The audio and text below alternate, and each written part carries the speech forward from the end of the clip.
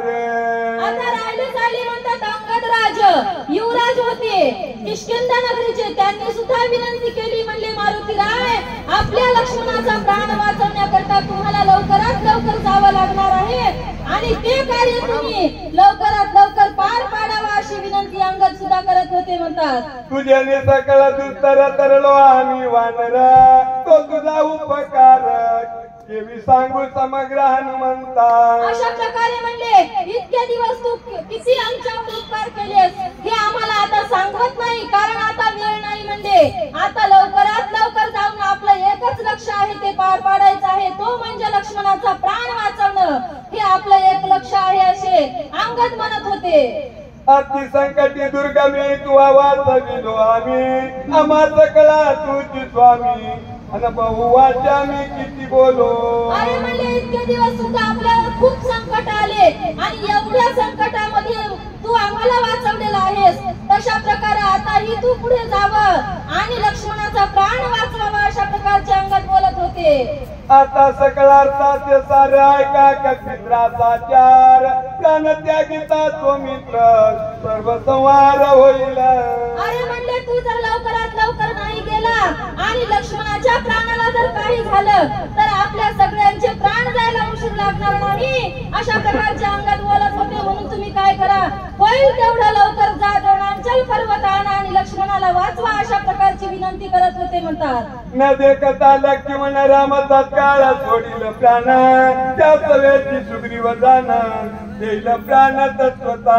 अरे म्हणले तू जर नाही गेला, नाही लवकर पर्वत आणला तर म्हणले आपला सगळ्यांचं रक्षण करता असणारा राजा रामचंद्र प्रभू सुद्धा हे सुद्धा मरण पावतील आणि आपल्या सगळ्यांचा सुद्धा संहार होईल, आपला गतप्राण होईल अशा प्रकारचे अंगद बोलत होते म्हणतात. राम सुग्रीवा पाठी विभीषण राय सृष्टी रावण काय गोष्टी सकळ सृष्टी आकांत. अरे म्हणले तू जाशील मी जाईल, राजा रामचंद्र प्रभू जातील, सगळी सृष्टी शोकात बुडेल, मग आपण एवढे वीर असून आपला काही फायदा होणार नाही, त्याच्यासाठी तुम्ही न वेळ लावता लवकरात लवकर जा अशा प्रकारचे अंगद हनुमंतरायाला बोलू लागले. ऐकता सीता सुंदर लागता तुम्हीच मात्र सवेग त्यागल शरीर अनर्थ थोर होईल. आपण तर मरायलाच म्हणले, तिकडे अशोक वाटिकेमध्ये सीतेला सुद्धा ही बातमी पोहोचेल आणि तिला सुद्धा मरायला वेळ लागणार नाही, ती सुद्धा आपल्या देहाचा त्याग करील आणि मरणाच्या आहारी जाईल अशा प्रकारचे अंगद हनुमंतरायाला बोलू लागले म्हणतात. भरत शत्रुघ्न ऐकता प्राण सांडितील सर्वता, ऐकता तितिकी माता प्राण तत्वता न राखेते. अरे म्हणजे इकडे आपला तर प्राण जाईलच, परंतु आता तिकडे अयोध्या नगरीमध्ये ही सुद्धा वार्ता जाणार आणि तिकडे त्या तिन्ही माता प्राण सोडतील. भरत शत्रुघ्न सुद्धा आपला प्राण ठेवणार नाहीत, ते सुद्धा आपला प्राण त्याग करतील अशा प्रकारचे हनुमंतरायाला वारंवार सगळ्यांची विनंती होत होती म्हणतात. आकांत होईल अयोध्येची आकांत सकळ लोकाची, आकांत देवदानवाची सकळ सृष्टीची आकांत. आपल्या पृथ्वीवर होईल देवांना सुद्धा काय म्हणेल धक्का बसेल, कशी काय राजा रामचंद्र प्रभूने एवढी आपल्यावरची दृष्टी फिरवली आणि लक्ष्मण गेला असा सगळ्यांकडेच अंगात होईल आणि आपला काय म्हणजे इथे विजय होणार नाही, पराजय होईल.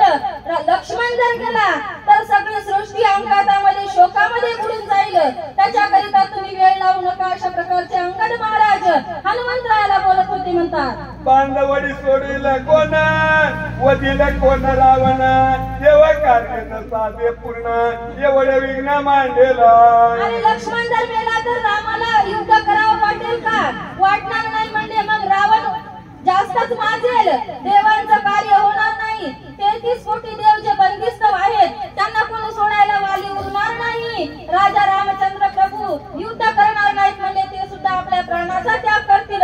मग हे सगळे कार्य जाग्यावर राहतील, त्याच्यासाठी तुम्हाला वेळ लावता कामा नये अशा प्रकारचे बोलत होते.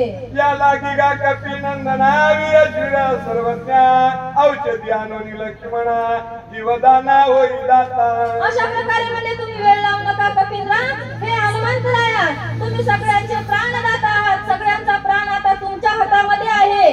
तुम्ही जर वेग नाही केला तर दिवस निघेल आणि शक्ती लागेल काही कमी होणार नाही. म्हणजे दिवस निघाल्याच्या नंतर ती औषधी प्रभावित होणार नाही, म्हणून म्हणून तुम्ही लवकरात लवकर जाण्याचा मार्ग काढा, अशा प्रकारचे हनुमंतरायाला अंगदराज बोलत होते. इतके बोलता अंगदाचा कळवा नरांचा भार ऐकून या श्रीरामचंद्र काय उत्तर बोलता. अशा प्रकारे म्हणजे अंगदरायांचं बोलणं झाल्याच्या नंतर सगळे वानर सेना उठली. राजा रामचंद्र प्रभू सुद्धा उठलेले आहेत आणि हनुमंतरायाला काय बोलतील ते पाहू म्हणतात. कपी कुळ पंचानन ऐके हनुमंता सर्वज्ञ भात्र भिक्षेची आदाना याला की शरण जाण तुझे आलो. अशा प्रकारे म्हणले सगळे जण उठले आणि हनुमंतरायाला म्हणत होते, हे कपिकुळा, तू काय म्हणले आमचा सगळ्यांचा प्राणदाता आहेस. आम्ही तुम्हाला सगळे जण शरण आलेलो आहोत, कारण आपल्याला लक्ष्मणाला उठवायचं आहे, म्हणून आमच्या पदरामध्ये लक्ष्मण तेवढी भीक द्या. अशा प्रकारचे सकळ वानर समुदाय हनुमंताची विनंती करू लागला म्हणतात. लक्ष्मणाचे जीवदान तुझ भिक्षा मागवालो दान सर्वता प्राण मुक न होणे बंधू जीवदान मदते. अशा प्रकारे म्हणजे काय मागत आहोत आम्ही? तुझ्याकडे कोणता राज्यपट मागत नाहीत, आम्ही वैभव मागत नाहीत, फक्त आणि फक्त लक्ष्मणाचा प्राण आमच्या पदरामध्ये भीक दे. अशा प्रकारची विनंती सगळे वानर सेना आणि राजा रामचंद्र प्रभू सुद्धा त्यांच्याकडे मागणी मागत होते. वनी एकला एका नाता लक्षणे विन झालो येत आम्हा जीवदात कपिनाथ सुवासनात करावे. अरे म्हणले मी इथे एकटा पडलेलो आहे आणि लक्ष्मणाविना मी कसा आहे म्हणजे अधुरा दिसत आहे, एकटा एकटा वाटत आहे, कसा परदेसा झाल्यासारखा वाटत आहे. म्हणून तू काय कर म्हणले, लक्ष्मणाचा प्राण वाचव, माझ्या भावाला जीवदान दे. अशा प्रकारचे राजा रामचंद्र प्रभू हनुमंतरायाची विनंती करू लागले. वाचलिया लक्ष्मण आम्ही बंधू चौघे जण पाचवा हनुमंत आपण मीचे दान भाग माझे.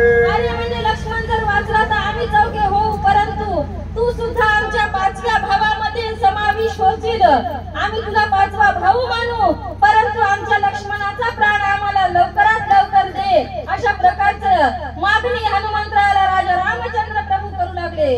पाच मिळता एक ठाई रनियुधाचा पाडकाई रावणाचे भय नाही घाई ताई निमेल. आणि आपण 5 जण झालो तर म्हणले एकापेक्षा एक शूरवीर होऊ आणि राजा रावणच काय इतर दुसरा कोणताही जरी योद्धा आला तरी आपल्या पुढे त्यांचा पाठ लागणार नाही. अशा प्रकारचे हनुमंतरायाला राजा रामचंद्र प्रभू बोलू लागले.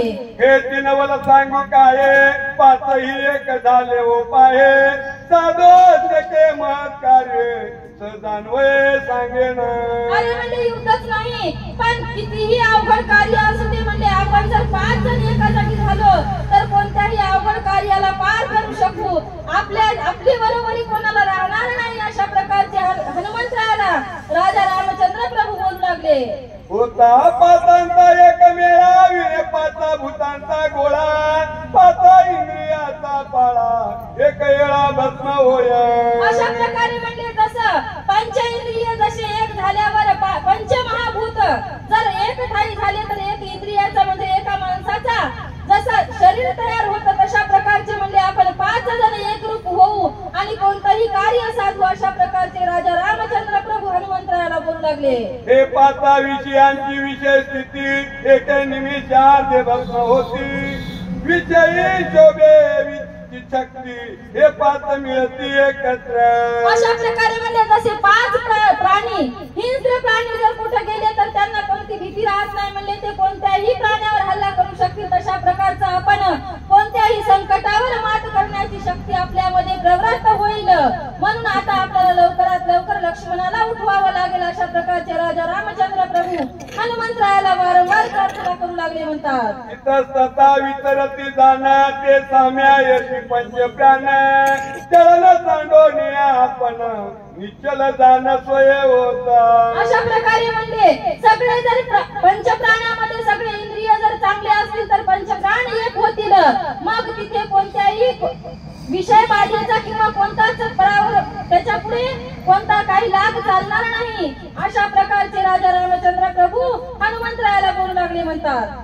एक यावरीला चौघाच एक पाताची एक मुस अहंकार चित्त बुद्धी मानस सदा समरस स्वय होते.